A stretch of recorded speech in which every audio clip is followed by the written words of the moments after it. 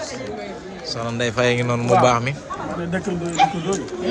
man boog comme ni ma leen ko doon waxee nee naa la jëmm ji ma toogal nag doon ko ki ñu présenté ci Sénégal macha allah dafa marqué empreinte maanaam ci li nga xam ne domaine bi nga xam ne ci lay yëngu mu doon suñu fierté nag doon sama mbégte man ma dem ba toogal moom ndax nag ku ñu ci néegu lëndëm moo la mën a wax ci ñu toog borom Galas TV nee naa la macha allah. ak sunu média TV mu nekk ñaari site internet yi nga xam ne macha allah dañoo am professionnalisme lépp lu ñu génne day nekk information yu teewoo information yu baax ndax nag ku ne xam ne ni jamono ji fi mu toll information yu wóor la ñu wër kon nag macha allah li ñu am rek mooy contentement ak mbégte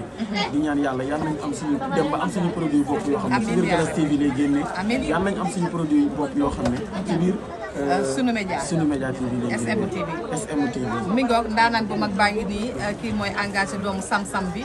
nekk ka nga xamante ne dafay bégal du ma wax waa Sénégal mais waa àdduna ndax saa su ne rek bu ko déggee lu muy wax